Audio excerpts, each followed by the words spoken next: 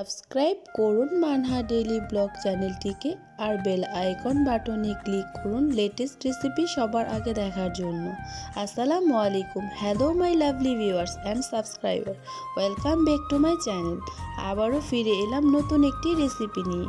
আজকের পর্বে তৈরি করে দেখাবো বেঙ্গলি স্টাইলে ডিম ভুনা রেসিপি। চলুন তাহলে দেখে নিই প্রথম থেকে শেষ পর্যন্ত।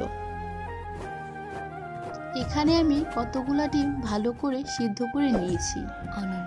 ডিমের রেসিপির জন্য প্রথমে আমার ডিমগুলাকে ভালো করে ভেজে নিতে হবে।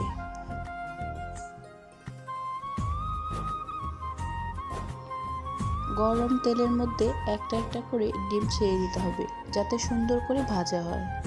ভাজা হয়ে গেলে নিয়ে নিব অন্য একটি পাত্রে।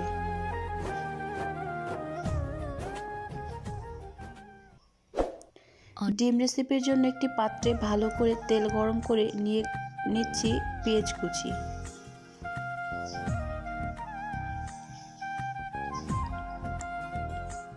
দিয়ে দিলাম এর মধ্যে কাটা কাঁচামরিচ। একটি খুন্তির সাহায্যে এপাশ ওপাশ নেড়ে চেড়ে দিতে হবে যাতে সুন্দর করে পেঁয়াজ কুচি এবং কাঁচামরিচগুলো ভাজা কমপ্লিট হয়ে গেলে তুলে নিব অন্য একটি পাত্রে।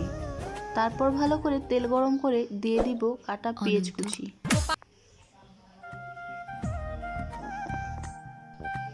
দিয়ে দিব এর মধ্যে পেঁয়াজের কুচি। শীতের দিনে পেঁয়াজের কুচি তরকারিতে খুব বেশি স্বাদ লাগে।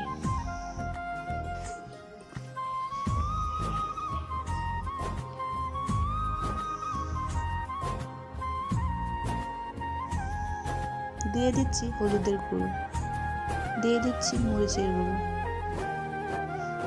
দিয়ে দিলাম এর মধ্যে পেঁয়াজ কুলি। পেঁয়াজ কুলি শীতের দিনে খেতে ভারী মজা লাগে।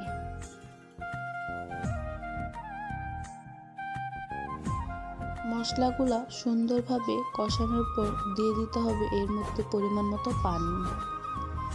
তারপর এগুলা সুন্দরভাবে আরো ভালো মতো কষিয়ে নিতে হবে। এরপর দিয়ে দিব সেই ভাজা রাখা ডিমগুলো। একটি খুন্তির সাহায্যে সুন্দর করে আলতোভাবে নেড়ে চেড়ে দিতে হবে যাতে ভেঙে না যায় এবং চুলার আঁচটা লো আঁচে রাখতে হবে। দেখতে দেখতে মাশাআল্লাহ আমার রান্না কমপ্লিট হয়ে গিয়েছে। এখন দিয়ে দিচ্ছি এর মধ্যে জিরের গুঁড়ো।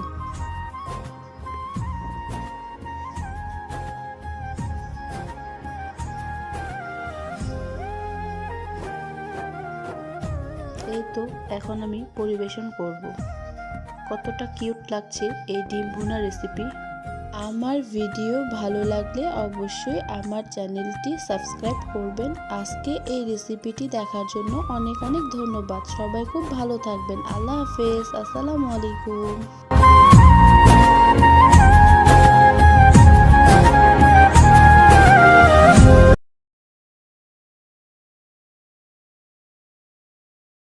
ভিডিও ভালো লাগলে অবশ্যই আমার চ্যানেলটি সাবস্ক্রাইব করবেন।